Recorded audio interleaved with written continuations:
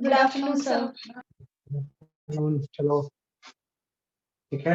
आपके होप कि आपके आईटीएस वगैरह आप लोग ठीक से दे रहे होंगे, है ना? ओके, तो मेन फाइनल प्रिपरेशन का टाइम आ गया है ना। अब आप चैप्टर वाइज उतना टेस्ट मत दिया, है ना। एक बार सिलेबस कंप्लीट होने के बाद ना जो भी टेस्ट देना फुल टेस्ट ही देना। चैप्टर वाइज टेस्ट एक्चुअली उसमें आसानी होती है। आसानी इसलिए होती है क्योंकि नॉर्मली एक चैप्टर का टेस्ट हम इजिली दे पाते हैं, लेकिन वही चीज जब मल्टीपल चैप्टर्स की आएगी ना तो एक साथ मिक्स क्वेश्चंस को कर पाना बड़ा मुश्किल होता है।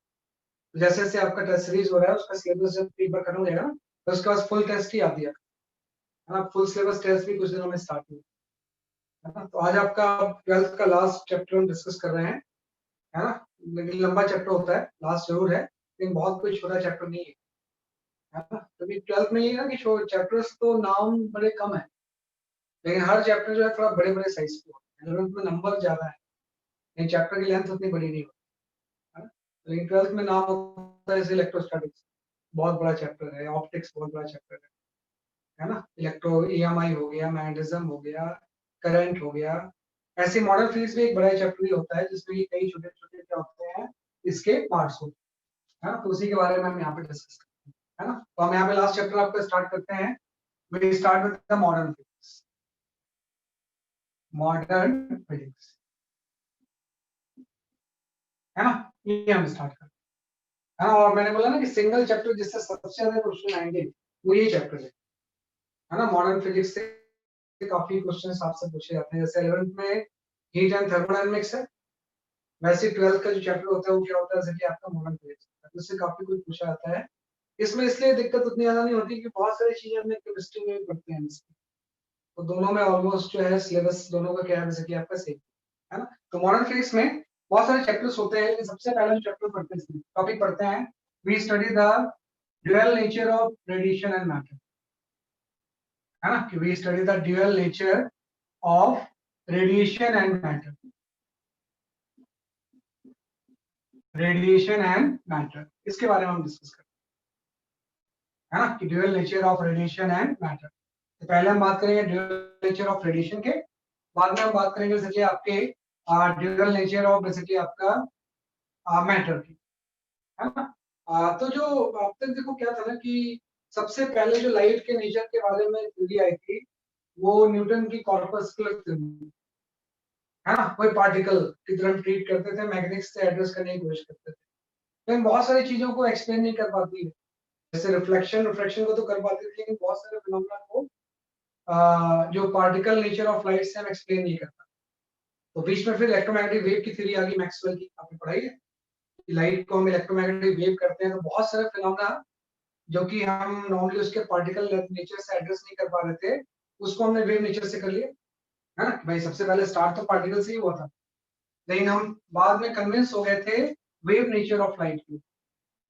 जो आपने पूरे जो चैप्टर पढ़े ना इलेक्ट्रोमैग्नेटिक वेव एंड लास्ट में जो वेव ऑप्टिक्स पढ़ा था, है ना, उससे हम कन्विंस हो गए थे वेव नेचर ऑफ लाइट के बारे में।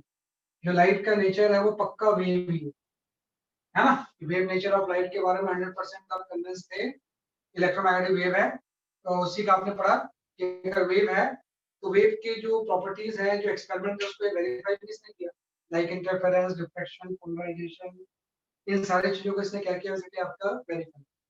लेकिन अगेन फिर से हम ड्यूअल नेचर पे आ गए। उसका रीजन हो गया कि there is a one experiment, है ना, उसी को हम बोलते हैं फोटो इलेक्ट्रिक इफेक्ट, है ना। कि हम यहाँ पे एक एक्सपेरिमेंट पढ़ते हैं, that experiment is known as a photo electric effect, है ना। तो जो फोटो इलेक्ट्रिक इफेक्ट है ना इसको wave nature of light address नहीं करता, है ना। तो बाकी सारे interference, diffraction, polarisation, reflection, refraction, जो भी लाइट की प्रॉपर्टीज है सबको एड्रेस कर पाया है लेकिन फोटो इलेक्ट्रिक इफेक्ट को वेरीफाई नहीं करता, है ना। कि फोटो इलेक्ट्रिक इफेक्ट को हम वेव नेचर ऑफ लाइट से एक्सप्लेन नहीं कर पाए।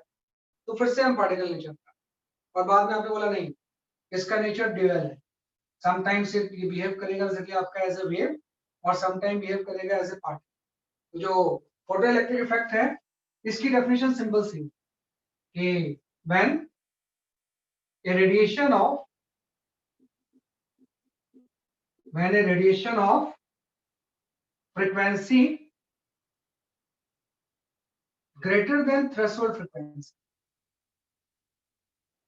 greater than threshold frequency, threshold incident on metal plate, incident on metal plate, metal, then electron eject, electron eject, है ना, known as photoelectrons, known as photoelectrons.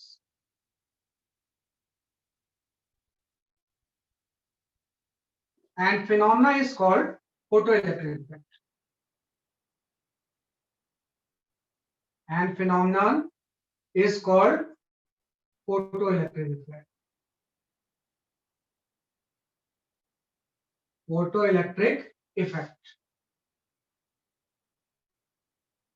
क्या आपको होता है कि photoelectric effect की definition सिंपल सी है कि when radiation of frequency greater than the threshold frequency incident on metal then electron eject known as the photoelectrons, और उसी phenomena को हम क्या होते हैं photoelectric effect. तो एक एक्सपेरिमेंट आ गया कि इस तरह से अगर कोई मेटल की प्लेट है ना, और इस मेटल की प्लेट पे जब कोई इस तरह से रेडिएशन इंसिडेंट होगा, है ना, लेकिन इसकी फ्रीक्वेंसी बड़ी प्रॉब्लम ये आ गई कि इसकी जो भी फ्रीक्वेंसी होगी एफ नॉट से ज्यादा होगी, थ्रेशोल्ड फ्रीक्वेंसी से, तो यहां से इलेक्ट्रॉन इजेक्ट होंगे, इससे आपके इलेक्ट्रॉन्स क्या होंगे, इजेक्ट होंगे, और इसी पूरे प्रोसेस को हम क्या बोलते हैं, फोटो इलेक्ट्रिक इफेक्ट.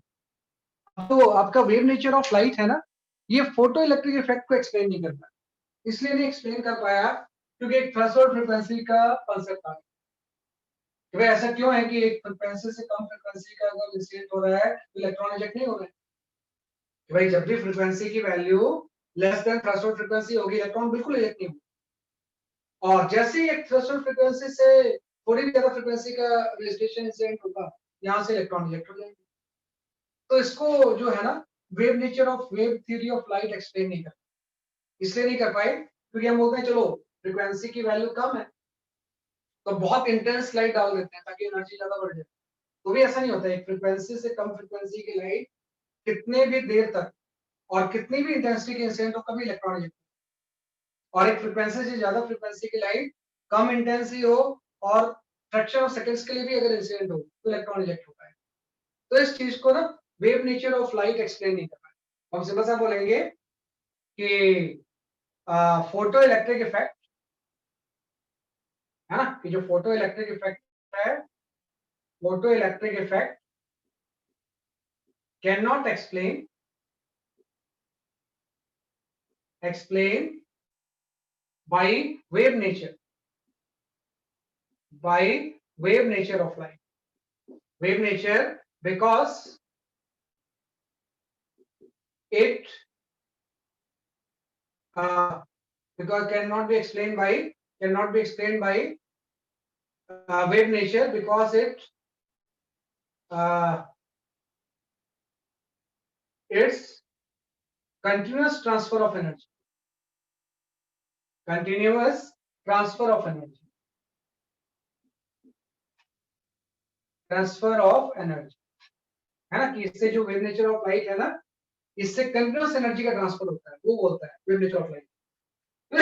कि अगर कंटिन्यूस ट्रांसफर ऑफ एनर्जी हो रहा है तो स्टार्टिंग में अगर नहीं भी इंजेक्ट हो रहे हैं तो कुछ बाद इंजेक्ट होना चाहिए, है ना, लेकिन हम देखते हैं नहीं, कितना देर तक भी इंसिडेंट होता है इंजेक्ट नहीं होगा अगर थ्रेशोल्ड फ्रीक्वेंसी से कम है ना. तो इसको ये वेव नेचर ऑफ लाइट से एक्सप्लेन नहीं हो सकता है, but right it can be explain by quantum theory of light, quantum theory of light,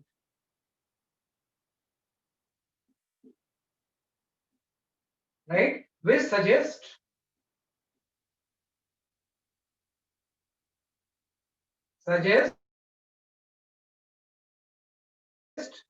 quantum theory which suggests transfer of energy in the form of photon, transfer of energy in the form of photon,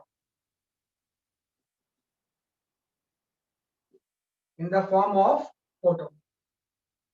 ये आपका है ना. तो ये पूरी की पूरी चीज है कि फोटो इलेक्ट्रिक इफेक्ट को हम normally wave nature of light से एक्सप्लेन नहीं कर सकते क्योंकि ये तो बोलता है एनर्जी ट्रांसफर कंटिन्यूअस, लेकिन हम इसको एक्सप्लेन कर सकते हैं किससे, क्वांटम थ्योरी ऑफ लाइट, जो कि सजेस्ट करता है कि भाई ये ट्रांसफर ऑफ एनर्जी होगा ना वो फोटोन के फॉर्म में होगा, एनर्जी पैकेट के फॉर्म में होगा, है ना, कि फोटोन के फॉर्म में होगा, in the form of photon of energy HF, of energy HF and momentum, right, h by lambda, क्या है ना, कि भाई जो भी एनर्जी का ट्रांसफर होगा फोटोन के फॉर्म में होगा, उस फोटोन की एनर्जी कितनी हो जाएगी HF, इसी एनर्जी पैकेट्स को हम फोटोन बोलते हैं, और उसका मोमेंटम क्या हो जाएगा सर आपका h बाय लैम्डा, है ना। तो ये पूरी की पूरी इसकी कंसेप्चुअल चीज, इसी की वजह से वापस से फिर से हम पार्टिकल लेक्चर करते हैं, तो एनर्जी पैकेट्स के फॉर्म में एनर्जी ट्रांसफर होगी, कंटीन्यूअस ट्रांसफर ऑफ एनर्जी नहीं, है ना। तो यहाँ पे मेन चीज आ गई कि अब आपको थोड़ा सा क्वांटम थ्योरी ऑफ लाइट के बारे में पढ़ना पड़ेगा, भाई फोटो इलेक्ट्रिक इफेक्ट को वेव नेचर ऑफ लाइट अगर एक्सप्लेन नहीं कर रहा है तो क्या चीज करता है, तो वो जो चीज करती है that is your quantum theory of light. हम यहाँ पे डिस्कस करते हैं बेसिकली आपका quantum theory of light, quantum theory of light, है ना, ये एक्सप्लेन बाय द प्लैंक, कि प्लैंक में क्वांटम थ्योरी ऑफ लाइट है, उसके अकॉर्डिंग ये था कि when light radiation interact with, when radiation interact with matter, है ना, transfer of energy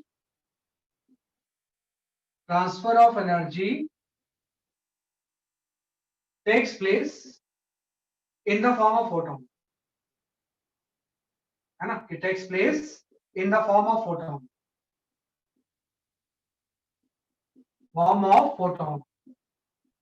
of energy HF and momentum h by lambda, वही चीज मैंने दोबारा लिख दी भाई, क्वांटम थ्योरी ऑफ लाइट यही है, भाई ट्रांसफर ऑफ एनर्जी जो होगी वो किसके फॉर्म में होगी, जैसे कि आपके फोटोन के फॉर्म में of energy HF, where h is the Planck constant और f जो होगा वो फ्रीक्वेंसी होगी, है ना। एक्चुअली में होता क्या है कि जैसे आपने बोला ना कि यहाँ से कोई रेडिएशन इंसिडेंट हुआ, है ना, इस तरह से अगर आपका कोई f फ्रीक्वेंसी का रेडिएशन या लाइट है और इसकी वैल्यू थ्रेशोल्ड फ्रीक्वेंसी से ज्यादा है, तभी इलेक्ट्रॉन इजेक्ट होगा, तो इसको होगा। तो क्या होता है कि हम बोलते हैं कि एक फोटोन ने एक इलेक्ट्रॉन को एनर्जी ट्रांसफर किया, 1-to-1 ट्रांसफर, कि एक फोटोन पूरी की पूरी एनर्जी एक इलेक्ट्रॉन को ट्रांसफर करता है, कभी भी फोटोन पार्शियल एनर्जी ट्रांसफर नहीं, कि एक फोटोन एनर्जी के बंडल से होते हैं, तो एक फोटोन अपनी पूरी एनर्जी इलेक्ट्रॉन को ट्रांसफर करता है। अब क्या होगा कि किसी इलेक्ट्रॉन को HF एनर्जी मिली है, HF एनर्जी एक फोटोन से इलेक्ट्रॉन में क्या होगी, ट्रांसफर। अब इस HF एनर्जी का कुछ पार्ट इलेक्ट्रॉन को इजेक्ट करने में यूज हो, उसको हम बोलते हैं वर्क फंक्शन, यहाँ पे एक फाई आ जाएगा, बस phi is known as work function, और बाकी जो एनर्जी होगी इसकी kinetic energy half mv maximum square, ये आपका आएगा, है कि भाई एक फोटोन ने इलेक्ट्रॉन को एनर्जी ट्रांसफर किया, उसका कुछ पार्ट तो इलेक्ट्रॉन को इजेक्ट करने में होगा, तो ये जो फाई है ये आपका होता है वर्क फंक्शन, है ना, ये क्या हो जाएगा बेसिकली आपका वर्क फंक्शन, है ना, और बाकी जो बची एनर्जी होगी यहाँ से इलेक्ट्रॉन जब निकलेगा तो वो कैरी करेगा, ये जो एनर्जी होती है ये आपकी मैक्सिमम काइनेटिक एनर्जी होती है, ये आपका हो जाएगा maximum kinetic energy of electron, maximum kinetic energy of क्या हो जाएगा जैसे आपका इलेक्ट्रॉन हो जाएगा, है ना, ये इतने मैक्सिमम काइनेटिक एनर्जी से यहाँ पे इलेक्ट्रॉन क्या होगा, eject.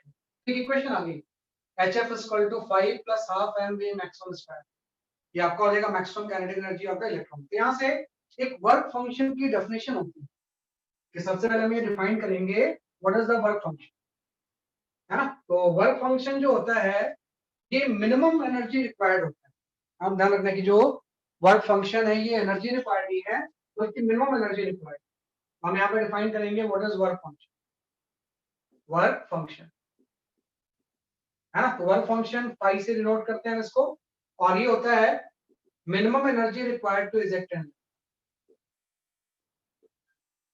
Minimum energy require, right, to eject an electron, to eject an electron, है ना भाई। जो मिनिमम एनर्जी रिक्वायर्ड होता है किसी इलेक्ट्रॉन को इजेक्ट करने के लिए वो क्या होता है, जैसे आपका वर्क फंक्शन। लेकिन एक चीज ध्यान रखना कि इसमें क्या है, ऐसा नहीं है कि हर इलेक्ट्रॉन मिनिमम एनर्जी से बाहर निकल जाए। हर इलेक्ट्रॉन को अलग अलग एनर्जी की जरूरत पड़ती है। कोई ज्यादा टाइटली बॉन्ड होगा वो ज्यादा एनर्जी लेगा, हो सकता है वर्क फंक्शन से ज्यादा एनर्जी लेगा। कोई लेस टाइटली बॉन्ड होगा तो कम एनर्जी लेगा, वर्क फंक्शन से निकल सकता है। वही मैंने बोला है कि जो इलेक्ट्रॉन वर्क फंक्शन लेके बाहर निकलेगा, है ना, वो लेस टाइटली बॉन्ड होगा, वर्क फंक्शन से ही बाहर निकल गया। तो जब वर्क फंक्शन से बाहर निकलेगा तो उसकी काइनेटिक एनर्जी मैक्सिमम। कुछ इलेक्ट्रॉन जो होंगे यहाँ से जब बाहर निकलेंगे तो उसकी काइनेटिक एनर्जी मैक्सिमम होगी। लेकिन कुछ इलेक्ट्रॉन्स ऐसे भी होंगे जिसकी काइनेटिक एनर्जी लेस देन के मैक्सिमम है ना। सबको एनर्जी का इनपुट तो सेम है, लेकिन किसी को अगर वर्क फंक्शन से ज्यादा एनर्जी लग रही है तो उसकी काइनेटिक एनर्जी भी के मैक्स से क्या होगी, 1 होगी। मतलब यहाँ से जो इलेक्ट्रॉन निकलते हैं ना वो एक ही काइनेटिक एनर्जी के नहीं होते, वेरिएबल काइनेटिक एनर्जी। हो सकता है जीरो काइनेटिक एनर्जी, कितना टाइटली बॉन्ड होगी पूरी फोटोन की एनर्जी निकालने में। तो वर्क फंक्शन का मतलब है minimum energy required to eject an electron. और ये मेटल की प्रॉपर्टी है, this is the property of metal plate, metal property of metal, है ना, कि डिफरेंट मेटल प्लेट का जो वर्क फंक्शन होगा वो क्या होता है, जैसे कि आपका डिफरेंट होगा। डिफरेंट जो मेटल प्लेट्स होंगे इसके वर्क फंक्शन की वैल्यू क्या होगी, जैसे कि आपके डिफरेंट, है ना। तो यहाँ पे एक इक्वेशन आ गई, ये सबसे इंपॉर्टेंट चीज है कि एचएफ एनर्जी आई, एक आपका वर्क फंक्शन हो गया, और दूसरे उससे आपका आ गया K max, half m v maximum square, है ना। इसी को हम बोलते हैं आइंस्टाइन इक्वेशन। ये फोटो इलेक्ट्रिक इफेक्ट का ये आपका आइंस्टाइन इक्वेशन है ना। सारे जो न्यूमेरिकल सॉल्व होंगे वो इसी से, कि एक फोटोन को इलेक्ट्रॉन ने एब्जॉर्ब किया, वर्क फंक्शन लगा, बाकी उसकी मैक्सिमम काइनेटिक एनर्जी। अगर कोई इलेक्ट्रॉन वर्क फंक्शन से ज्यादा काइनेटिक एनर्जी यूज कर रहा है तो उसकी काइनेटिक एनर्जी मैक्सिमम से कम। लेकिन इस रिलेशन में जो काइनेटिक एनर्जी होती है वो कौन सी होती है, जैसे कि आपकी मैक्सिमम। एक तो आइंस्टाइन इक्वेशन आ गई, दूसरा हम ये निकालते हैं कि या वैसे अभी इसको डिस्कस करूं तो जस्ट हमने यहाँ पे क्वांटम थ्योरी ऑफ लाइट के बेसिस पे इसको एक्सप्लेन करने के लिए हमने आइंस्टाइन इक्वेशन लिखी है ना। इसको पहले आप लिखिए।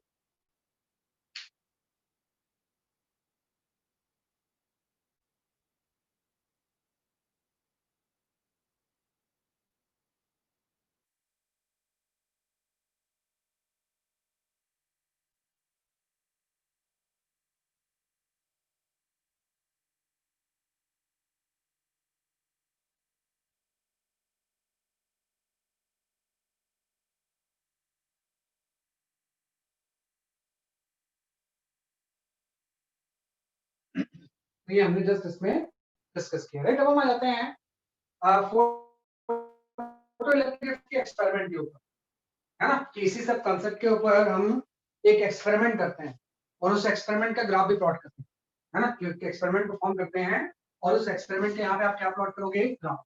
तो जो फोटो इलेक्ट्रिक इफेक्ट का एक्सपेरिमेंट है उसका सेटअप आपका ऐसा होता है ना, कि सबसे पहले हम यहाँ पे इसके बाद एक्सपेरिमेंट परफॉर्म करेंगे, है ना, कि photo electric effect, right, experiment. जो फोटो इलेक्ट्रिक इफेक्ट है इसका बेसिकली हम क्या परफॉर्म कर रहे हैं, बेसिकली आपका एक्सपेरिमेंट। तो एक्सपेरिमेंट है वो जस्ट आपका ऐसा होता है कि यहाँ पे कोई आपका इवैक्यूएटेड ट्यूब है ना, यहाँ पे क्या है, बेसिकली आपकी कोई इवैक्यूएटेड ट्यूब है ना, और इस जगह पे कोई हम इस तरह से मेटल प्लेट ले लेते हैं, ये आपका कोई मेटल प्लेट है, और यहाँ से रेडिएशन की इंसिडेंट होने की जगह है ना, और यहाँ पे एक आपका इसको हम बोलते हैं कलेक्टर, है ना। एक इमीटर हो गया, दूसरा क्या हो गया, जैसे कि आपका कलेक्टर हो गया, और इससे हम अटैच कर देते हैं एक आपका एमीटर और एक आपकी वेरिएबल बैटरी। इस बैटरी का जो वोल्टेज है हम क्या कर सकते हैं, जैसे कि आपका चेंज कर सकते हैं, है ना। ये वेरिएबल बैटरी है, इससे वोल्टेज ईएमएफ जो है इसका हम चेंज कर सकते हैं, है ना। तो पूरा पूरा सेटअप ऐसा होता है। तो आपको पता है कि जैसे हम अटैच करेंगे तो स्टार्टिंग में इसका नेगेटिव टर्मिनल कनेक्टेड है तो ये नेगेटिव हो जाएगा, और जो ये चीज है वो पॉजिटिव हो जाएगी। तो इसी चीज को हम बोलते हैं कई बार कलेक्टर, है ना। तो अब इसके स्टार्टिंग में एमिटर की कोई रीडिंग होगी नहीं, इससे रीडिंग नहीं होगी तो बीच में तो गैप है ना, करंट तो होगी नहीं। लेकिन हम ये देखते हैं कि जैसे इसके ऊपर कोई रेडिएशन इंसिडेंट होता है of frequency F that is greater than threshold frequency, है ना, कि जैसे इसके ऊपर रेडिएशन को इंसिडेंट होता है of frequency F of greater than threshold frequency, यहां से electron eject of variable kinetic energy, ये अलग अलग काइनेटिक एनर्जी के यहाँ से क्या होंगे, बेसिकली आपके इलेक्ट्रॉन इजेक्ट होंगे और ये रीच करते हैं यहाँ पे ऑफ वेरिएबल काइनेटिक एनर्जी, है ना, और रीच करके इसमें बेसिकली आपके फ्लो होते हैं। तो जैसे आपके फ्लो होंगे इसमें एक करंट फ्लो होगा, है ना, इसी करंट को हम बोलते हैं फोटो करंट, है ना, जो कि एमिटर रीड करेगा। तो this I current is known as a photo current.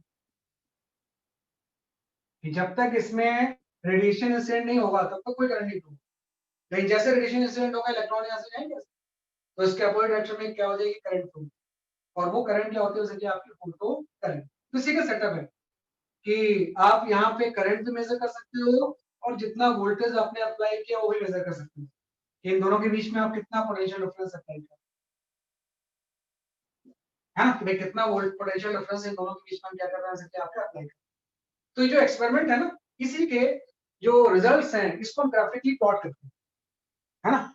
एक और इसमें होती है जैसे फ्रीक्वेंसी, तो उसकी एफ है, इस रेडिएशन की इंटेंसिटी सपोज आई, कि जो भी आई हम ले रहे हैं इसकी इंटेंसिटी ऑफ रेडिएशन, इंटेंसिटी हम जानते हैं एनर्जी पर यूनिट एरिया पर सेकंड, इसकी आई कितनी है, वैसे कि आपकी इंटेंसिटी, वो आई भी हम चेंज कर सकते हैं, ज्यादा ब्राइट होगा तो इंटेंसिटी ज्यादा होगी, कम ब्राइट होगा तो इंटेंसिटी कम होगी, फ्रीक्वेंसी भी वी कैन चेंज, है ना।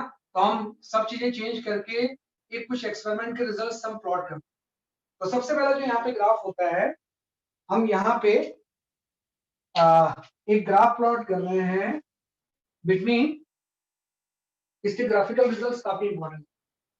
सबसे पहला जो हम ग्राफ प्लॉट कर रहे हैं वो प्लॉट कर रहे हैं फोटो करंट, है ना। सबसे पहला जो ग्राफ है that is the photo current versus intensity, white से इसके अलावा फोटो करंट आ गया, मे बी मिली एम्पियर में, बहुत कम करंट होती है, और यहाँ पे इंटेंसिटी आ गई, इंटेंसिटी यूनिट आपकी वाट पर मीटर स्क्वायर, है ना। तो हम क्या करते हैं, बाकी क्राइटेरिया सेव रखते हैं, इंटेंसिटी बढ़ाते हैं, तो जैसे हम इंटेंसिटी बढ़ाते हैं देखते हैं फोटो करंट बढ़ती है, ये जो ग्राफ आता है ना वो आपको इस तरह से स्ट्रेट लाइन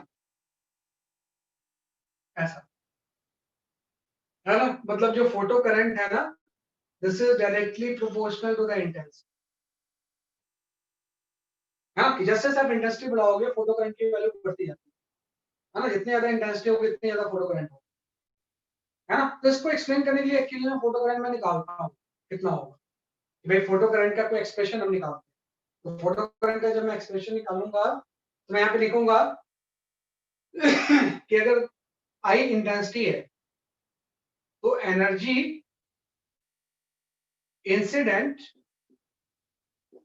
ऑन प्लेट पर सेकेंड, कि पर सेकेंड में कितनी एनर्जी इंसिडेंट हो रही है, तो वो आई इंटू एरिया हो जाएगा, कि भाई आई क्या है, एनर्जी पर यूनिट एरिया पर second.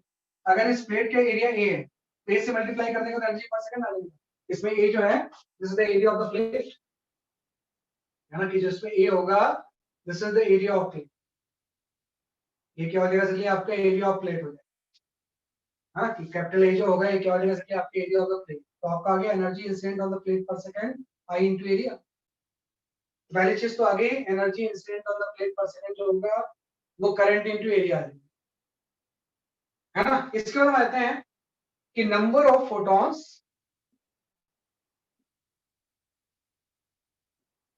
Photon incident on plate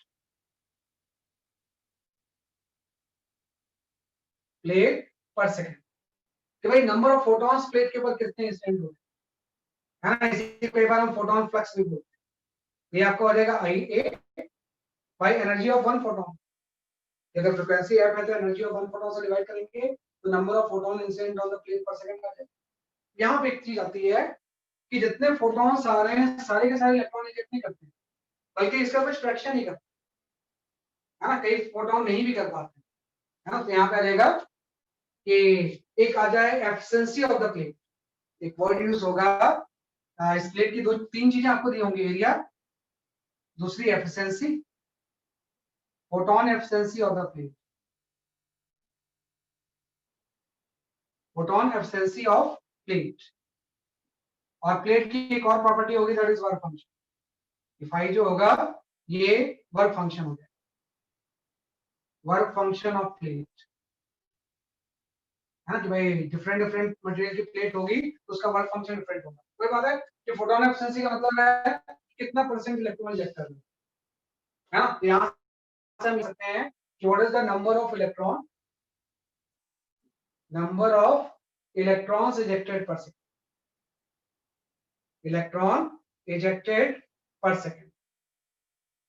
तो इसकी एफिशिएंसी से आ जाएगा वो, भाई ये तो आपके नंबर ऑफ फोटोन इजेक्टेड पर सेकंड है, इनटू एफिशिएंसी ले लोगे, अगर परसेंटेज में तो 100 से डिवाइड करो, तो इतने नंबर ऑफ इलेक्ट्रॉन पर सेकंड इजेक्ट होंगे, इससे फोटो करंट आ जाएगी। अगर आपसे पूछे कि भाई फोटो करंट क्या होगा, what is the photo current, ये तो नंबर्स है ना, एक इलेक्ट्रॉन के चार्ज से मल्टीप्लाई करेंगे, तो जैसे आप इसको एक इलेक्ट्रॉन के फोटो करंट आई की जो वैल्यू आएगी वो आपकी आ जाएगी, I A by H F into eta by 100 into एक इलेक्ट्रॉन के चार्ज से अपने ई, है ना। तो इससे आपको फोटो करंट आ गया। तो this is the expression for photo current.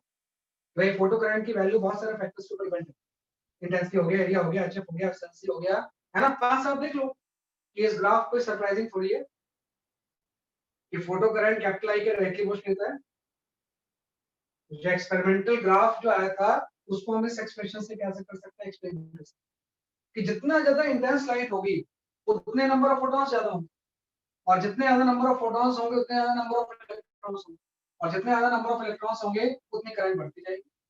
तो पहला ग्राफ तो आ गया कि जैसे जैसे आप यहाँ पे इंटेंसिटी बढ़ाओगे तो फोटो करंट की वैल्यू क्या होगी, इंक्रीज, और उसको आपने एक्सप्लेन किया इससे, है ना। ये बड़ा इंपॉर्टेंट फॉर्मूला है, कई बार फोटो करंट निकालने में इसको हम क्या करते हैं, जैसे कि आपका यूज करते हैं, है ना। तो इसको पहले लिख लो, ये फर्स्ट ऑब्जर्वेशन है ना, कि एक्सपेरिमेंटल ग्राफ जो है ये सबसे पहला ग्राफ आ,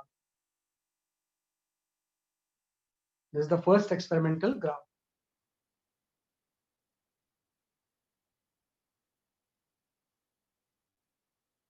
है ना। तो ये हमने कर लिया ऐसे। दूसरा हम आते हैं, दूसरा हम ग्राफ प्लॉट करते हैं इस पोटेंशियल डिफरेंस, कि हम यहाँ पे सेकंड ग्राफ जो प्लॉट करते हैं एक्सपेरिमेंटल, तो उसको एक्सप्लेन करने की कोशिश भी करेंगे, that is the photo current, है ना, versus potential difference. Y axis के अलावा फोटो करंट मिली एम्पियर में, और यहाँ पे आपका पोटेंशियल डिफरेंस इन वोल्ट, है ना। वाई एक्सिस के अलावा पोटेंशियल डिफरेंस इन वोल्ट, जो कि पोटेंशियल डिफरेंस हम इससे वेरी कर सकते हैं, है ना। किसी हम पोटेंशियल डिफरेंस क्या करेंगे, जरिए आपका वेरी कर सकते हैं। हम क्या देखते हैं ना कि even if potential difference zero भी है फिर भी करंट जीरो नहीं होगी, करंट कुछ ना कुछ होगा, फिर कुछ इलेक्ट्रॉन तो अपनी एनर्जी से ही पहुंच जाएंगे ना वहां, कुछ इलेक्ट्रॉन क्या होंगे अपनी एनर्जी से पहुंच जाएंगे। तो ये जो ग्राफ होता है बड़ा सरप्राइजिंग होता है, ये ग्राफ आपका इस तरह से आता है, ये ऐसा, मतलब even if potential difference zero है फिर भी यहाँ पे कुछ करंट होती है। उसका रीजन है कि पोटेंशियल डिफरेंस ना भी हो तो एक इलेक्ट्रॉन के इजेक्शन से पोटेंशियल डिफरेंस क्रिएट हो जाएगा, तो अपनी एनर्जी से भी इलेक्ट्रॉन पहुंच सकते हैं कि जब निकल रहे हैं तो अपनी एनर्जी पोजेस कर रहे हैं। हाँ, जैसे जैसे पोटेंशियल डिफरेंस बढ़ाओगे यहाँ पे करंट की वैल्यू बढ़ेगी, इसलिए बढ़ेगी क्योंकि जैसे आप पोटेंशियल डिफरेंस बढ़ाओगे, आपको पता है इसमें ये पॉजिटिव है नेगेटिव है, तो इलेक्ट्रिक फील्ड की जो डायरेक्शन होगी वो लेफ्टवर्ड होगी, तो इलेक्ट्रॉन के ऊपर फोर्स राइटवर्ड है। हो सकता है कि 10 इलेक्ट्रॉन पर सेकंड निकले, हमने ऐसा एज्यूम कर लिया कि यहाँ से 10 इलेक्ट्रॉन पर सेकंड इससे बाहर निकले based on the intensity, number of electrons ejected पर सेकंड जो है 10 इलेक्ट्रॉन पर सेकंड यहाँ से निकले।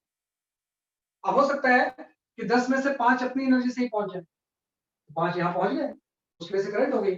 जो 5 कम एनर्जी वाले हैं, क्योंकि वेरिएबल एनर्जी के निकलते हैं, जो 5 कम एनर्जी वाले हैं उसमें ये फोर्स पहुंचा दे जब पोटेंशियल डिफरेंस बढ़ाएंगे, तो 5 तो अपनी एनर्जी से पहुंच गए, अब पोटेंशियल डिफरेंस आप बढ़ाओगे, हो सकता है 3 और पहुंच जाएंगे तो 8 पहुंच गए, तो और करंट बढ़ गया। एक बार 10 के 10 पहुंच गए उसके बाद तो करंट बढ़ेगी नहीं ना, 10 इलेक्ट्रॉन पर सेकंड निकल रहे हैं बेस्ड ऑन इंटेंसिटी, अगर उसके बाद आप पोटेंशियल डिफरेंस कितना ही बढ़ाते जाओ, अगर पूरे के पूरे इलेक्ट्रॉन पहुंच गए तो करंट क्या हो जाएगी, कांस्टेंट हो जाएगी। तो हम इसलिए बोलते हैं कि यहाँ पे करंट कांस्टेंट हो जाएगा। इसको हम बोलते हैं आईएस, है ना। IS is known as a saturation current.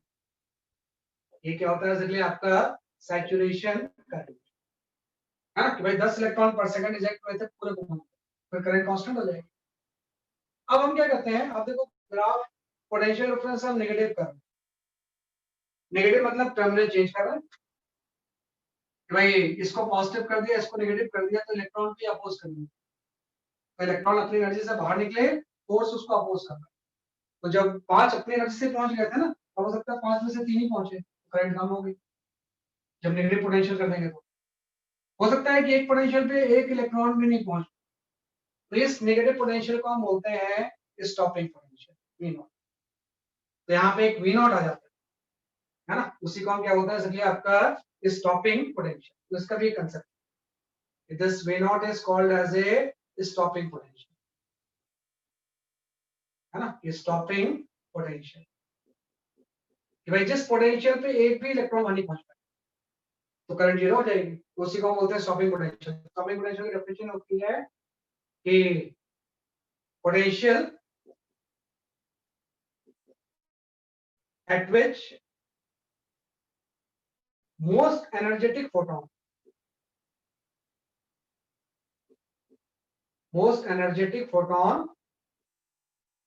failed to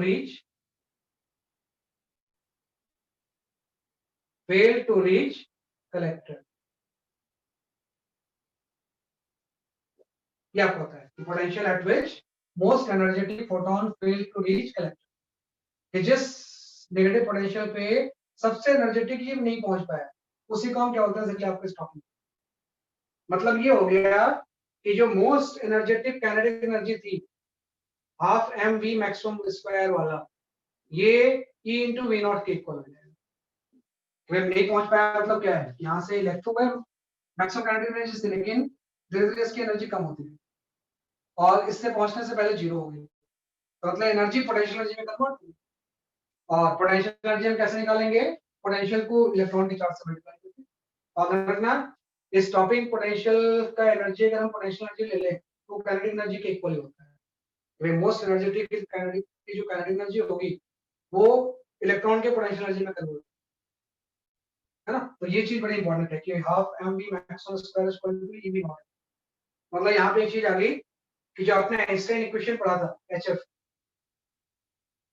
आपने लिखा था 5 plus half m v maximum square, hf तो ऐसे छोड़ दो आप, 5 की जगह पे हम एचएफ नॉट लिख सकते हैं। वही एफ नॉट थ्रेशोल्ड फ्रीक्वेंसी है ना, है ना, एफ नॉट क्या है बेसिकली आपकी थ्रेशोल्ड फ्रीक्वेंसी, है ना। तो जो थ्रेशोल्ड फ्रीक्वेंसी है और वर्क फंक्शन एक ही चीज तो होती है ना, कि भाई इस फ्रीक्वेंसी से कम फ्रीक्वेंसी का इलेक्ट्रॉन इजेक्ट नहीं होगा, तो फ्रीक्वेंसी को एनर्जी में चेंज करने के लिए ऐसे मिलेगा कर देंगे। 5 की जगह पे हम क्या लिख सकते हैं एचएफ, और ये जो मैक्सिमम काइनेटिक एनर्जी है इसकी जगह पे हम ईवी नॉट, इसकी जगह पे आप क्या लिख दोगे बेसिकली आपका ईवी नॉट, है ना। ये भी बड़ी इंपॉर्टेंट चीज है कि भाई hf is equal to hf not plus EV not हो गया, है ना। कि इसको भी हम इस तरह से क्या करेंगे जैसे कि आपका एक्सप्लेन करें, है ना। तो कई बार इस स्टॉपिंग पोटेंशियल की वैल्यू अगर हम देखें तो इसकी वैल्यू क्या आ जाएगी, H F by E minus H F not by, ये सारी चीजें अभी एक्सपेरिमेंट में यूज है ना। तो जस्ट मैंने ये बोला कि इस एक्सपेरिमेंट से मुझे जस्ट ये चीज पता चली, तो पोटेंशियल डिफरेंस जैसे जैसे बढ़ाएंगे इलेक्ट्रॉन ज्यादा पहुंचेंगे, लेकिन एक बार सैचुरेशन हो जाएंगे, और जब पोटेंशियल नेगेटिव होगा तो एक नेगेटिव पोटेंशियल की वैल्यू पे इलेक्ट्रॉन पहुंच ही नहीं पाएगा, उससे कौन क्या होता है इसलिए आपका स्टॉपिंग पोटेंशियल। और स्टॉपिंग पोटेंशियल से रिलेटेड काइनेटिक एनर्जी आ जाएगी, तो उससे आपके रिलेशन होंगे। तो यहाँ से स्टॉपिंग पोटेंशियल की value H F by E minus H F not by क्या हो जाएगा ई। तो ये आपका ग्राफ नंबर 2 है ना, ये ग्राफ इंपॉर्टेंट है सर। ग्राफ नंबर 1 आ गया जैसे कि आपका 2।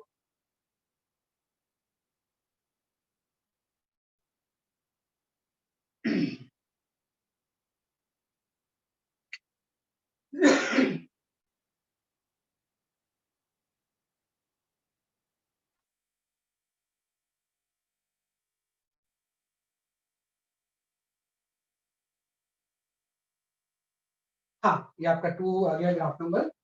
इसके बाद आते हैं ग्राफ नंबर 3 के ऊपर, है ना। तो जो ग्राफ नंबर 3 जो है ना, वो 2 को ही मॉडिफाई करके आता है ना, कि ग्राफ नंबर 2 जो है, 3 जो है वो 2 को ही मॉडिफाई करके आएगा।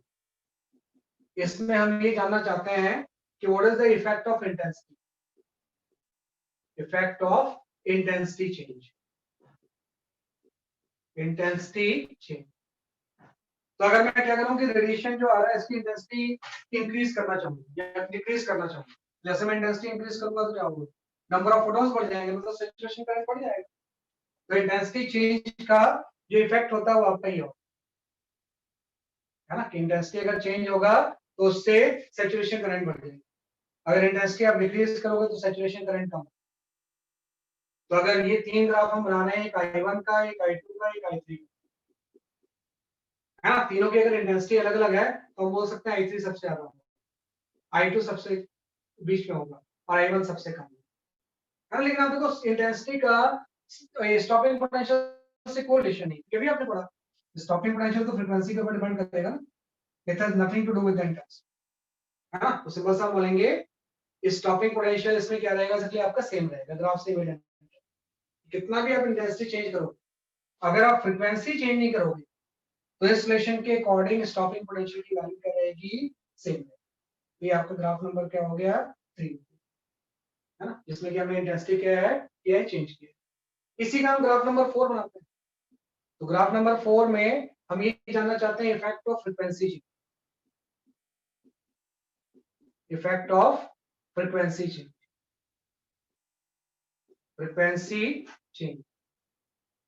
फ्रीक्वेंसी चेंज करते हैं तो फ्रीक्वेंसी चेंज करेंगे तो स्टॉपिंग पोटेंशियल चेंज होगा, सैचुरेशन करंट सेम रहेगा, तो इसका जस्ट अपोजिट, है ना। कि जैसे जैसे आप इसी ग्राफ में अगर आप फ्रीक्वेंसी चेंज करो, current versus potential difference graph, तो फ्रीक्वेंसी चेंज करोगे तो इस तरह से आपका ग्राफ, ये आपका ऐसा, ये ऐसा, है ना। दूसरा ग्राफ आपका कोई जो आ जाएगा स्टॉपिंग पोटेंशियल का वो ऐसा, ये ऐसा।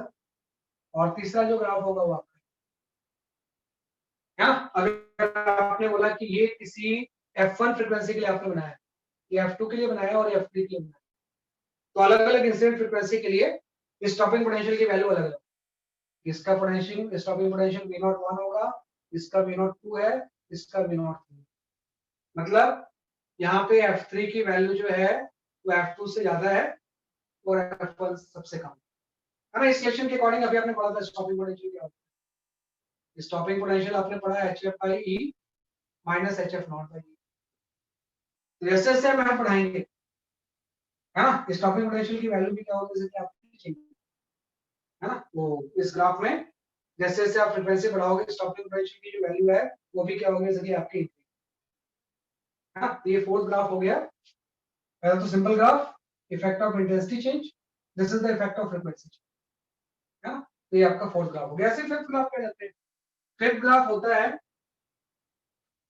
The graph between maximum kinetic energy versus frequency.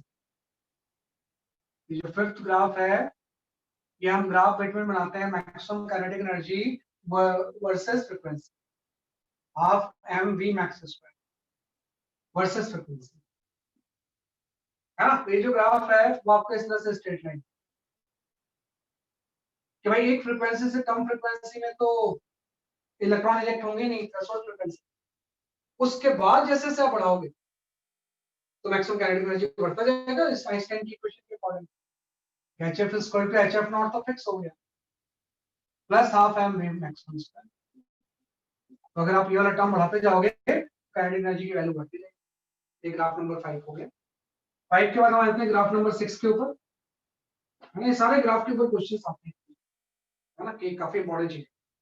तो ग्राफ नंबर हम 6 पे आते हैं। तो ग्राफ नंबर 6 में we plot the graph between the stopping potential versus frequency, वो भी स्ट्रेट लाइन ही होगा, क्योंकि अभी आपने स्ट्रेट लाइन की इक्वेशन तो लिखी, v इक्वल टू होता है h by e into f minus hf not by e, है ना। तो v नॉट f के साथ इसका रिलेशन लीनियर, तो ये जो ग्राफ होगा वही f नॉट का कंसेप्ट आ जाएगा, आपका f नॉट आ गया और ये पीछे इस तरह से कंटिन्यू भी कर सकता हूँ, चाहूँ ये थ्रेशोल्ड फ्रीक्वेंसी आ गई, इस तरह से पीछे आ गया, ये इसका नेगेटिव इंटरसेप्ट आ गया, नेगेटिव इंटरसेप्ट की वैल्यू जो हो जाएगी वो कितनी हो जाएगी, आपकी एच ऑफ कम वैल्यू है ना, इंटरसेप्ट नेगेटिव आ गया, और एच बाई ई इसका स्लोप हो जाएगा, इस लाइन का अगर स्लोप m है तो m की वैल्यू h बाई ई हो जाएगी।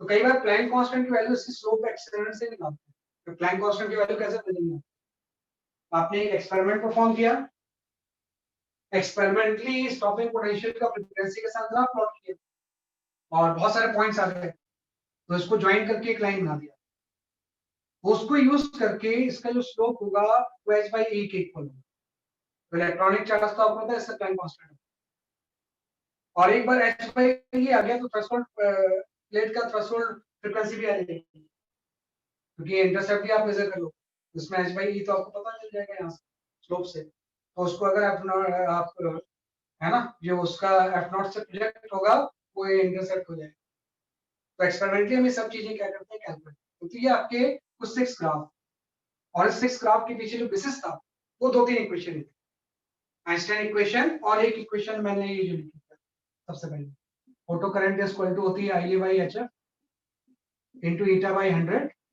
इंटू ई, इसके ऊपर सारी चीजें क्या होंगी बेस्ड होंगी, लिख लो आपसे।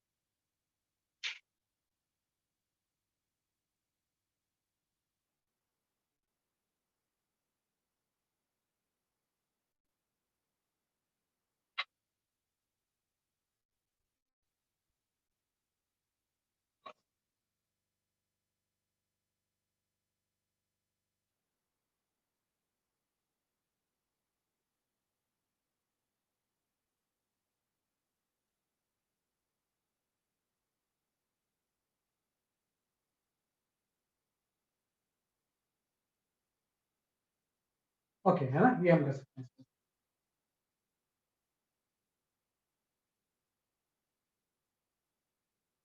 है ना, तो ये 6 ग्राफ है जिसके ऊपर न्यूमेरिकल हिसाब से पूछे जाए, है ना, तो फोटो इलेक्ट्रिक इफेक्ट की थ्योरी में ये चीजें होती हैं,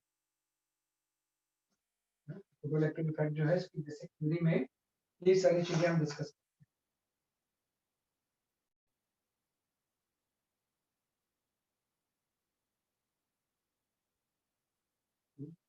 तो कुछ न्यूमेरिकल्स मैं देता हूँ, इसको थोड़ा सा ट्राई करो, है ना, बेस्ड ऑन ऑल दिस जो भी हमने डिस्कशन किया है इसके ऊपर बेस्ड। एक चीज ध्यान रखना जो है, ये आपका कई बार आपसे ना इक्वेशंस में ये एससी की वैल्यू पूछी जाएगी कि प्लैंक कांस्टेंट और स्पीड ऑफ लाइट का प्रोडक्ट क्या होता है, तो ये प्लैंक कांस्टेंट और स्पीड ऑफ लाइट का जो प्रोडक्ट होता है ना वो 12,400 इलेक्ट्रॉन वोल्ट ऑंगस्ट्रॉम है ना, या 1240 होता है इलेक्ट्रॉन वोल्ट नैनोमीटर, है ना, वैसे तो एच और सी को मल्टीप्लाई करके उसका एसआई यूनिट जूल में आ जाएगा, लेकिन हम इलेक्ट्रॉन वोल्ट एंड ऑंगस्ट्रॉम में लें, ये इलेक्ट्रॉन वोल्ट नैनोमीटर में लें तो उसकी वैल्यू ये होती है, तो कई बार ये बड़ा यूजफुल है, तो कभी कभी न्यूमेरिकल्स में क्या होगा ये यूज, उसको क्या है, इलेक्ट्रॉन वोल्ट भी एक एनर्जी की यूनिट, 1 वोल्ट पोटेंशियल डिफरेंस में जो इलेक्ट्रॉन एनर्जी गेन करता है उसी को हम क्या बोलते हैं, इलेक्ट्रॉन वोल्ट, तो इस तरह से कर सकते हैं। I will share few questions with you,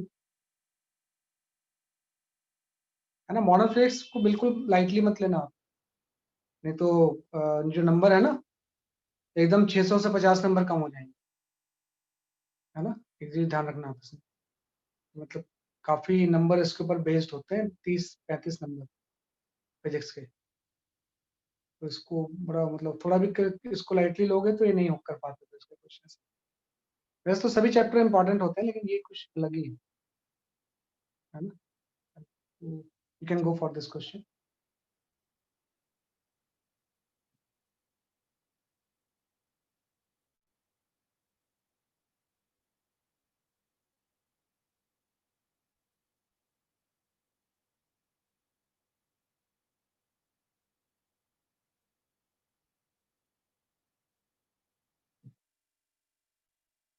ये मिली वॉट है ऑफ लाइट, स्मॉल m का मतलब मिली वॉट है, W कैपिटल होना चाहिए था,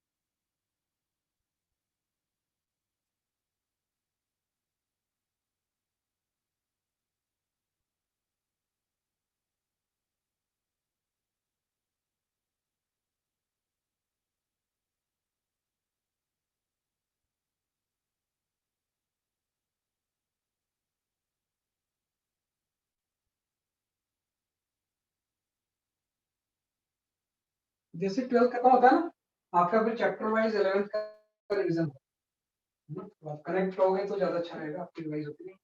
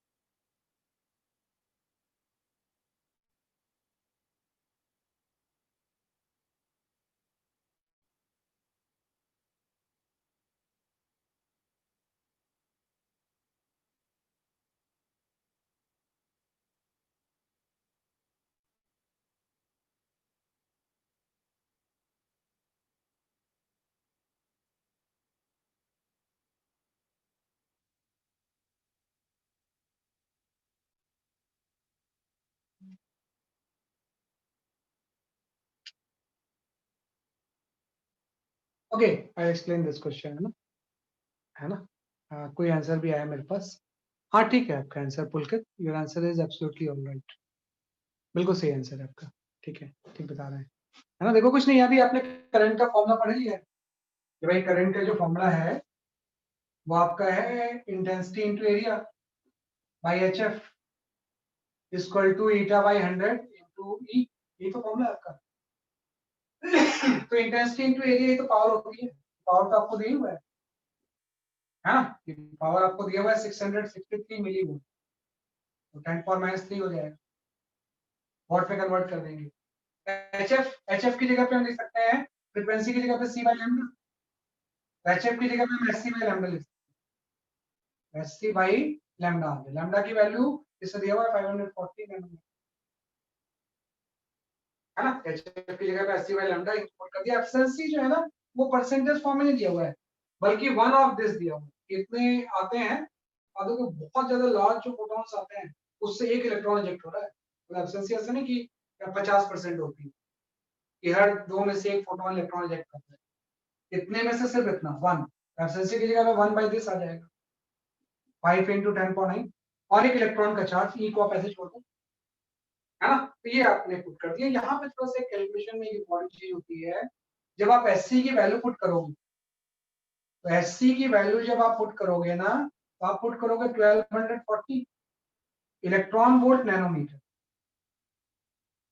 यहाँ पे एससी आपने इलेक्ट्रॉन वोल्ट में पुट किया, लेकिन ये तो जूल पर सेकंड में आया ना, जो पावर है आपका वो जूल पर सेकंड में आ रहा है।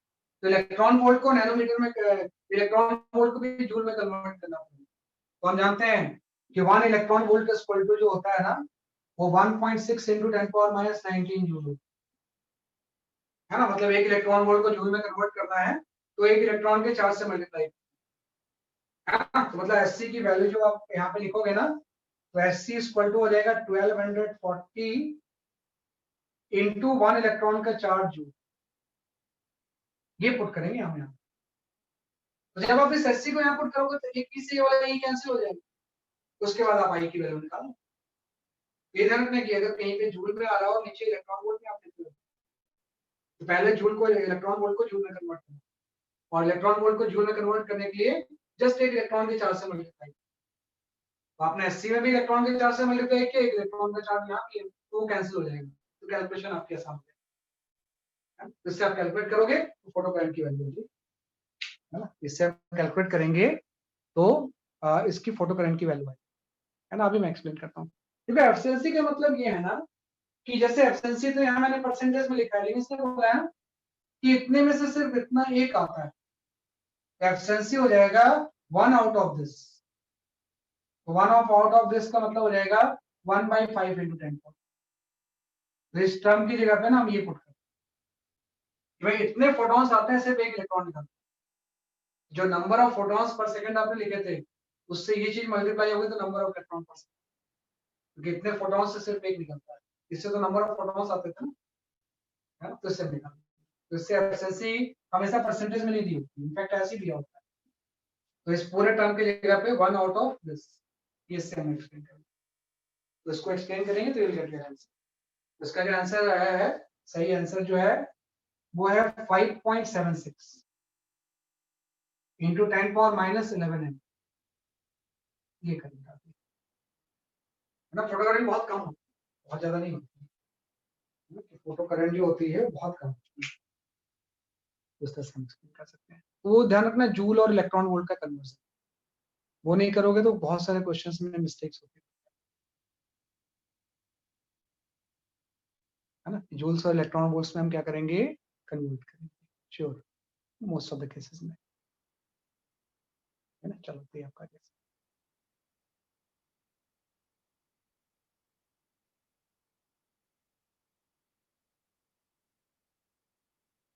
ये पढ़ने से आपको मतलब फिजिक्स में पढ़ रहे हो तो केमिस्ट्री में भी फायदा हो सकता है, और केमिस्ट्री में पढ़ रहे हो तो फिजिक्स में भी फायदा हो सकता है, दोनों चीजें में यूज होती है।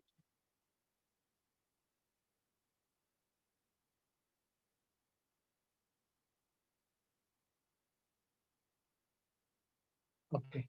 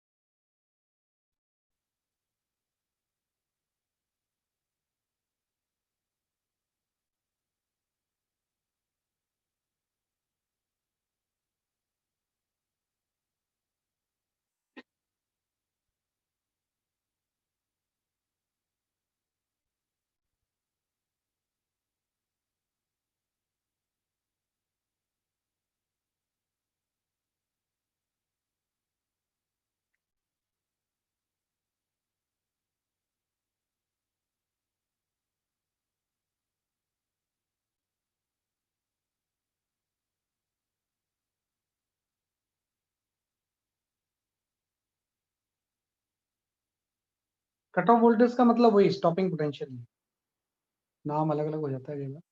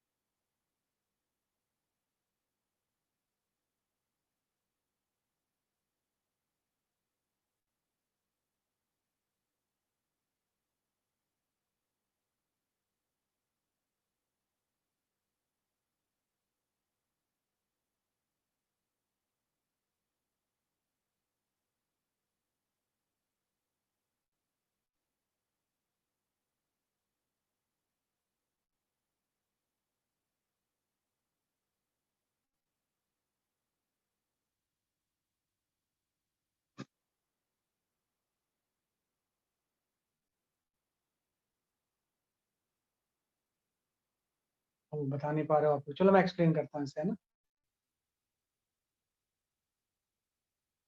ना। मैं एक्सप्लेन करता हूँ, देखो कुछ नहीं है, थोड़ा सा वही है ना, साउंड से रिलेटेड क्वेश्चन ही है। जैसे क्या होता है ना कि इंटेंसिटी के बारे में थोड़ा सा हम डिस्कस करते हैं। जैसे यहाँ पे कोई सपोज कोई इलेक्ट्रिक बल्ब या सोर्स ऑफ लाइट है पावर पी का, अगर आपसे कोई पूछे कि इस पॉइंट सोर्स से आर डिस्टेंस पे यहाँ पे इंटेंसिटी ऑफ लाइट कितनी है, तो आपको पता है कोई भी पॉइंट सोर्स से जो एनर्जी डिस्ट्रीब्यूट होती है ना स्फीयर में, है ना, पॉइंट सोर्स से जो लाइट डिस्ट्रीब्यूट होती है वो किस तरह से डिस्ट्रीब्यूट होती है, स्फीयर में। तो अगर इससे किसी आर डिस्टेंस पे यहाँ पे कोई इस तरह से प्लेट रखी हुई है ना, तो यहाँ पे जो इंटेंसिटी पहुंचेगी लाइट की वो स्फीयर में डिस्ट्रीब्यूट होगी ना, तो यहाँ पे जो इंसिडेंट लाइट की इंटेंसिटी होगी वो power upon 4 pi R square, मतलब intensity is inversely proportional to the square of the distance. ये आपका होता है ना, ये रिलेशन आपका होता है। तो अभी आपने पढ़ा कि भाई जो सैचुरेशन करंट होती है this is directly proportional to the intensity and intensity is directly proportional to the 1 by R. तो जो सैचुरेशन करंट का रेशियो होगा I1 by I2 ये R2 by R1 के स्क्वायर इक्वल है ना। तो अगर सैचुरेशन करंट पहले जो डिस्टेंस दे गया था वो कितना दिया था, जैसे कि आपका डिस्टेंस 0.2 मीटर दिया हुआ था, है ना भाई, 0.2 मीटर पे 18 मिली एम्पियर, है ना। यहाँ पे जो सैचुरेशन करंट है वो कितना है, 18 मिली एम्पियर। जब ये डिस्टेंस कितनी थी 0.2, तो 0.6 में सैचुरेशन करंट कितनी है ये निकालना आपको, है ना। यहाँ से आप आया निकाल लो, आपका Y2 की वैल्यू जो होगी ना वो 2 मिली एम्पियर आ जाएगी इससे आंसर, है ना। सेकंड केस में जो सैचुरेशन करंट होगी वो कितने आएगी आपकी 2 मिली एम्पियर। तो अगर ना ये बड़ा इंपॉर्टेंट क्वेश्चन है, तो भाई करंट इंटेंसिटी के डायरेक्टली होती है और पॉइंट सोर्स की इंटेंसिटी जो होती है वो डिस्टेंस के स्क्वायर के डायरेक्टली होती है। तो इससे आपका रिलेशन आ गया। और देखो कि भाई डिस्टेंस चेंज होने से इंटेंसिटी तो चेंज हो रहा है, तो क्या स्टॉपिंग पोटेंशियल को इंटेंसिटी से कोई मतलब ही नहीं, ये स्टॉपिंग पोटेंशियल तो आपने पढ़ा है। स्टॉपिंग पोटेंशियल तो ये होता है hf by e minus hf naught by e. This stopping potential is independent of intensity, independent of intensity। वो इंटेंसिटी कोई भी हो उससे क्या फर्क है, तो सैचुरेशन करंट तो 2 मिली एम्पियर आ जाएगा, स्टॉपिंग पोटेंशियल अभी भी उतना ही है, 0.6 वोल्ट था तो 0.6 वोल्ट, तो there is no change in the stopping potential, है ना। स्टॉपिंग पोटेंशियल की वैल्यू 0.6 वोल्ट है, इसका आंसर आ जाएगा। तो सारे क्वेश्चन थोड़े से कंसेप्चुअल, मैं स्टार्टिंग में ऑब्जेक्टिव इसलिए नहीं देता हूँ क्योंकि ऑब्जेक्टिव में ना फिर वो उतनी कंसेप्ट बिल्ड नहीं हो पाता। कुछ ऐसे बेसिक क्वेश्चन है जो थोड़ा सा आपको सोचना होता है उसके। सेकंड क्वेश्चन आपका ये होगा, इस तरह से हम सॉल्व कर सकते हैं। साउंड की भी इंटेंसिटी आप ऐसे निकालो, डिस्टेंस के स्क्वायर के क्या होगी डायरेक्टली प्रोपोर्शनल, तो साउंड की इंटेंसिटी भी हम ऐसे निकाल सकते हैं।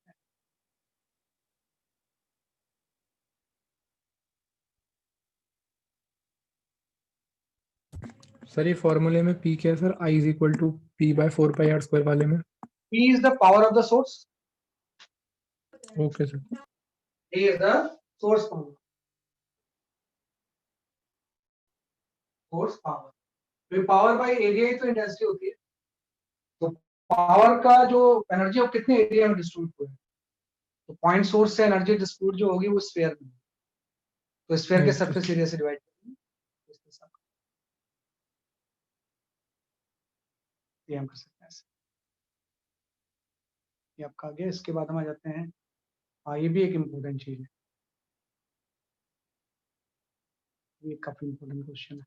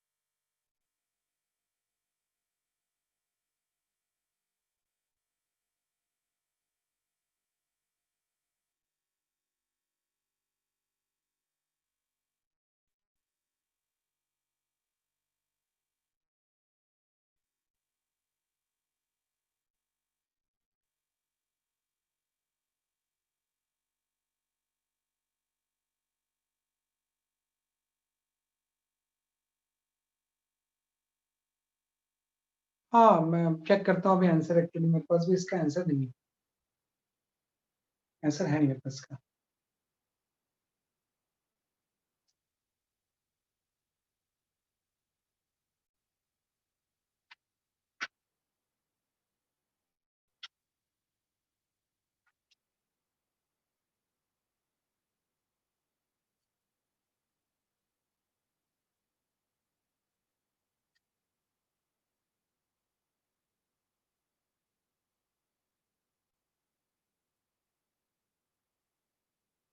हाँ भाई मैं बता ना, आंसर नहीं मेरे पास, फिर भी मैं चेक कर ले रहा हूँ एक बार, मैं एक्सप्लेन करता हूँ आपको ना, फिर उससे आप मैच कर लेना।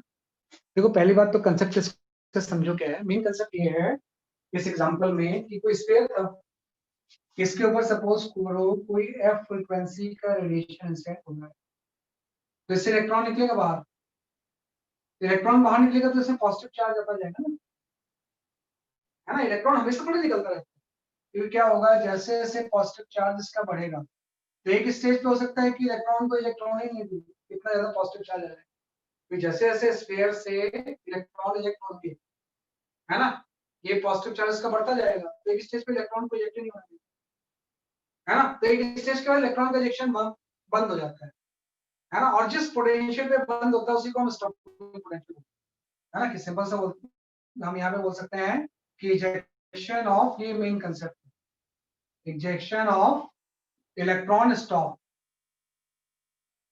electron stops when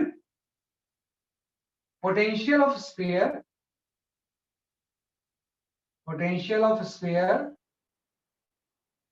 becomes equal to stopping potential, equal to stopping potential, है ना, कि ejection of electron stops when potential of sphere becomes equal to the stopping potential। तो जब इस स्फीयर का v स्टॉपिंग पोटेंशियल के इक्वल हो जाएगा, तो स्टॉपिंग पोटेंशियल का मतलब वही तो है कि मोस्ट एनर्जेटिक इलेक्ट्रॉन पे वो स्टॉप हो जाए, तो v की वैल्यू v नॉट के इक्वल हो जाएगी। उसके बाद आइंस्टाइन इक्वेशन, वह HF की जो वैल्यू होती है इंसिडेंट फोटोन की एनर्जी, ये इक्वल होता है work function plus EV not, है ना। तो इंसिडेंट फोटोन की आपको एनर्जी निकालनी है, फ्रीक्वेंसी एफ है, ये एनर्जी HF निकालनी है आपको, वर्क फंक्शन इसने 3 वोल्ट दिए हुए है, 3 electron volt, plus stopping potential जो दिया हुआ है कि 1 वोल्ट जब इसका पोटेंशियल होता है तो स्टडी हो जाए, उसके बाद पोटेंशियल में चेंज नहीं आता, भाई धीरे धीरे पोटेंशियल बढ़ेगा, 1 वोल्ट के बाद इलेक्ट्रॉन का इजेक्शन बंद हो जाएगा, तो स्टडी होगा, मतलब यहाँ पे 1 आ गया, मतलब ये 4 इलेक्ट्रॉन वोल्ट जो होगा वो इंसिडेंट फोटोन का ये आपका आ जाएगा, HF आ जाएगा, तो इससे आपका आ गया। F की वैल्यू अगर आपको निकालनी है तो 4 इलेक्ट्रॉन वोल्ट को पहले जूल में कन्वर्ट करोगे आप, है ना, डिवाइड बाई S से डिवाइड कर देंगे, तो जब हम S से डिवाइड करेंगे तो H की वैल्यू हम जानते हैं, भाई ये 6 पॉइंट कितना होता है 53 into 10 power minus 32, इसको डिवाइड करेंगे तो फ्रीक्वेंसी की वैल्यू इतने हर्ट्ज आ जाएगी, है ना, तो उससे सॉल्व कर लो जो भी आपका आंसर आता है उसको हम सॉल्व कर सकते हैं, है ना। तो ये ध्यान रखना कि ये वर्ड बड़ा इंपॉर्टेंट है, इजेक्शन ऑफ जब स्टॉपिंग पोटेंशियल के इक्वल हो जाएगा तो इलेक्ट्रॉन का इजेक्शन बंद हो, तो इससे हम निकाल सकते हैं पूरे इलेक्ट्रॉन,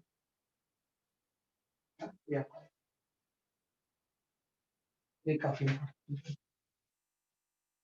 तो इससे जो भी आंसर आता है, मेरे पास इसका आंसर है नहीं, तो आप चेक कर लेना अपने आंसर, है ना, कर सकते हैं।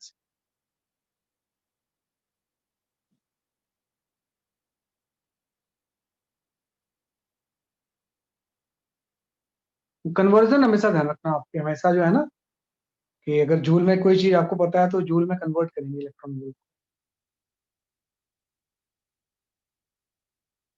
उसके बाद हम आते हैं एक ऑब्जेक्टिव ले लेते हैं, can go for this question.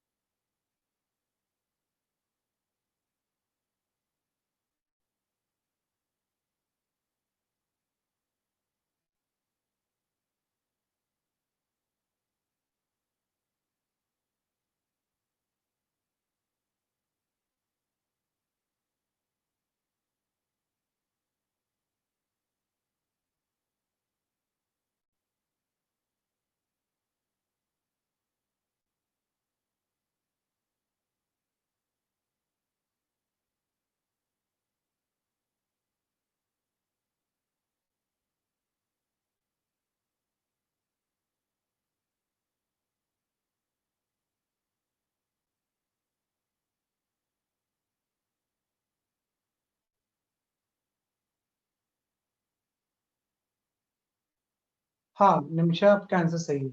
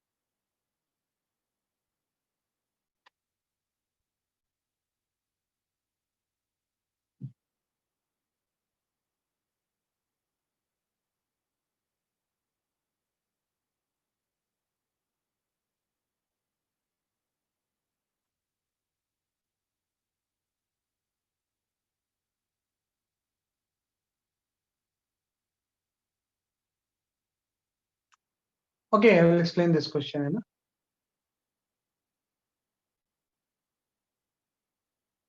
थोड़ा ट्राई करो आप लोग ऐसे।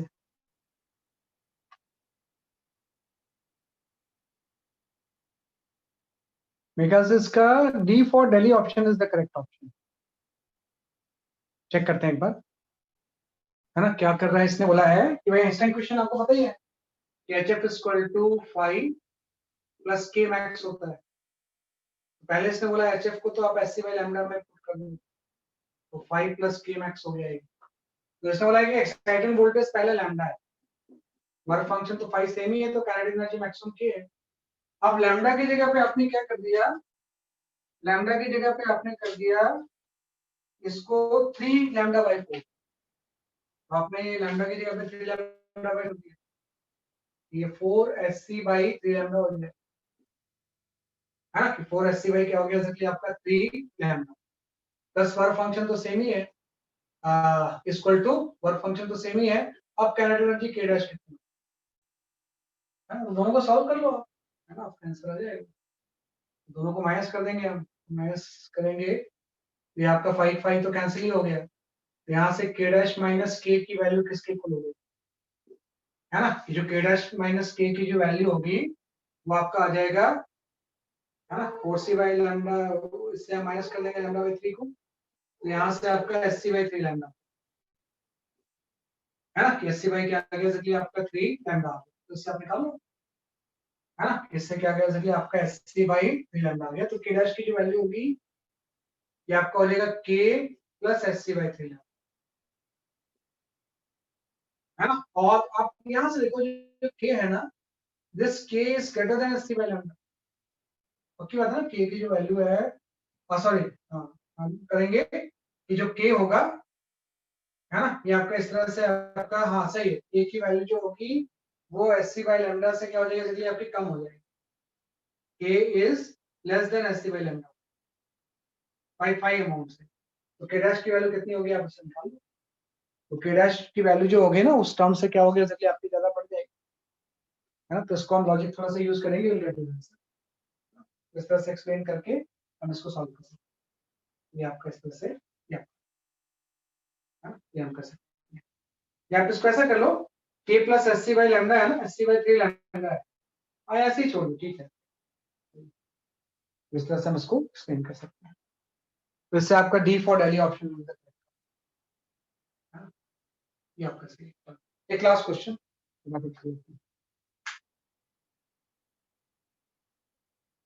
इसमें आपको टाइम नहीं लगेगा कोई खास, उसके बाद फिर आपका टेस्ट है, you can go for this question.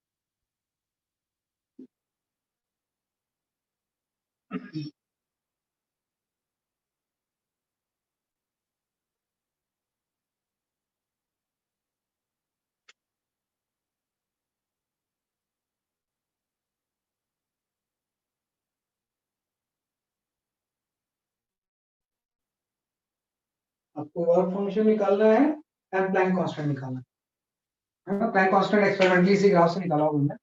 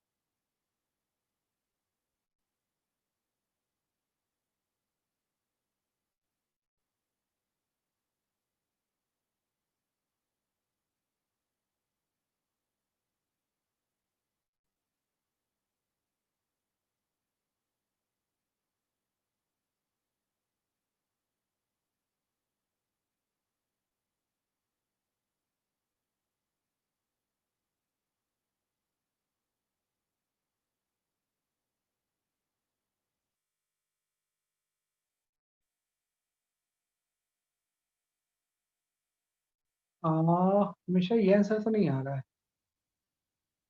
कुछ गलती कर रहे हो लग रहा है।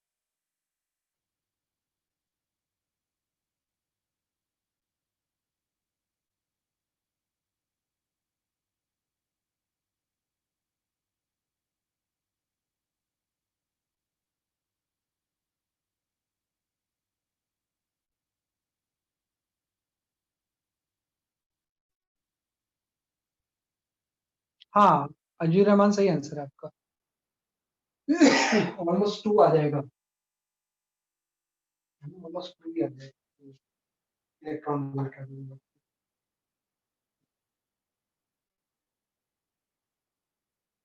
है ना, इसे निकालेंगे हम इसमें, है ना, सही है भाई। आपके पास इसका ग्राफ का इक्वेशन तो पता ही होता है।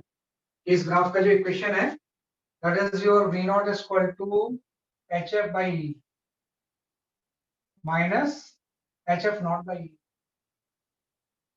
है ना, ये तो होता है। hf नॉट बाई क्या हो जाएगा, इसलिए आपका e हो जाएगा, है ना। तो आपको ये पता है कि v नॉट की वैल्यू कहाँ पे जीरो होगी, है ना, कि v नॉट की वैल्यू जो जीरो होगी वो इस फ्रीक्वेंसी पे जीरो है ना, कि यहाँ पे v नॉट की वैल्यू जीरो होगी। तो ये आपका हो गया h इंटू एफ, यहाँ पे आ गया 0.49 इंटू 10^15, है ना भाई आपका e, है ना। और ये चीज वर्क फंक्शन है तो होती है, तो ये हो जाएगा माइनस ऑफ 5/e, है ना। तो यहाँ से e कैंसिल हो गया, 5 की वैल्यू हो जाएगी, है ना। कि वर्क फंक्शन जो होगा इसका कितना होगा, हम इसे निकाल लें, है ना। इससे वर्क फंक्शन की वैल्यू हम क्या कर सकते हैं, कैलकुलेट कर सकते हैं। तो इससे जो वर्क फंक्शन आता है वो आपका 2, है ना, 2 इलेक्ट्रॉन वोल्ट आता है। वर्क फंक्शन की वैल्यू 2 इलेक्ट्रॉन वोल्ट आती है।